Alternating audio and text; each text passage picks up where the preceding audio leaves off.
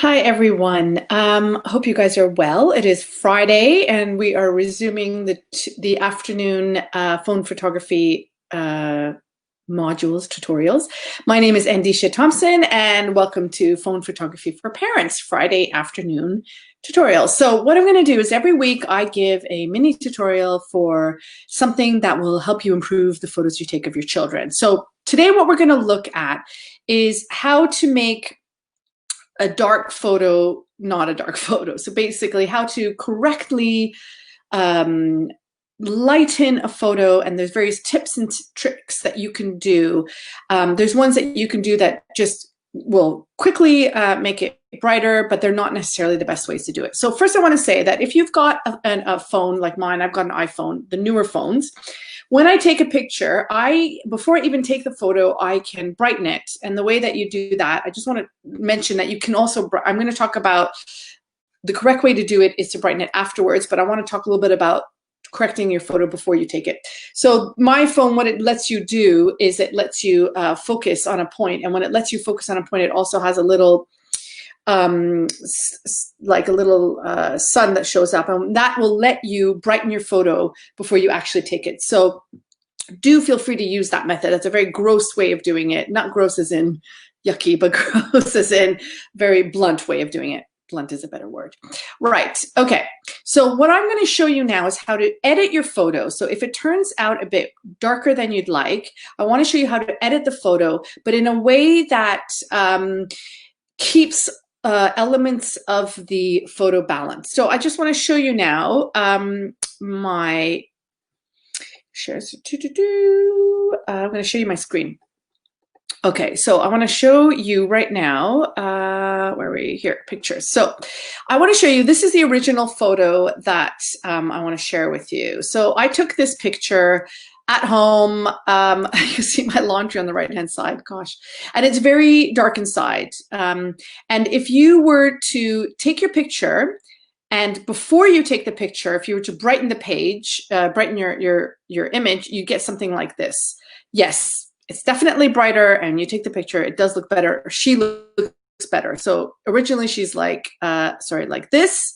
And if you brighten it quickly before you take the picture will turn out like this. Now, that's fine. You can do that. And also you can do that when you edit your photo. You can just increase the exposure in the editing tools, and you will go from this dark picture of my daughter sitting there to a brighter picture. Fine.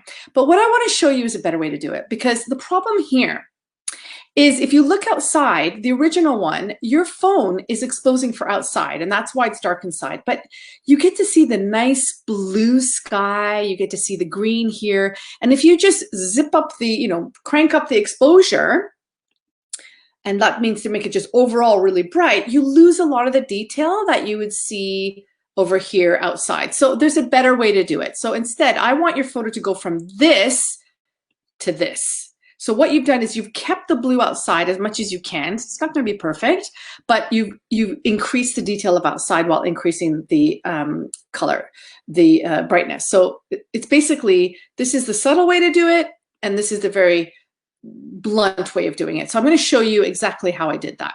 Okay, so the best way for me to show you is to show you a video of how I did this. So there's not really an elegant way of doing this, unfortunately. Actually, I'm just going to go here. Yes, here we do this. Okay, so what it is here, what I've done is I have videotaped myself editing this picture. Okay, so I'm going to make myself smaller. Can I do that? Yeah. So I'm going to show you how I edited the picture by doing a little video. I did a video of it. So first I took the photo that I wanted to do, and I put a little filter on it. I like putting filters on it. So I just went from the original, just added a tiny bit of a filter, vivid, increases bits that I like. So if I was to just increase the exposure, that's what I would get with a very blunt way of doing it.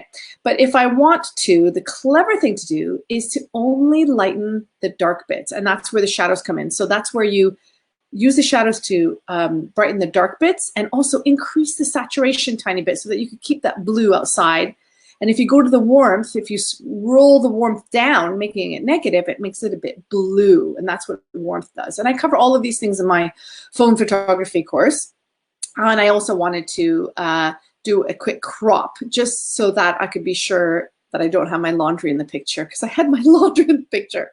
So that's it basically. There are really subtle ways of editing your photos so that you keep the detail, you don't make it a very blunt edit. I'm going to show you again what I did just so we can go through it again. So again, if you do a very quick edit where you just increase the exposure of a dark image, what you're going to end up with something that loses the details and it makes some parts of the picture too bright. So if you were to go and increase the exposure like I did here, outside you lose the blue.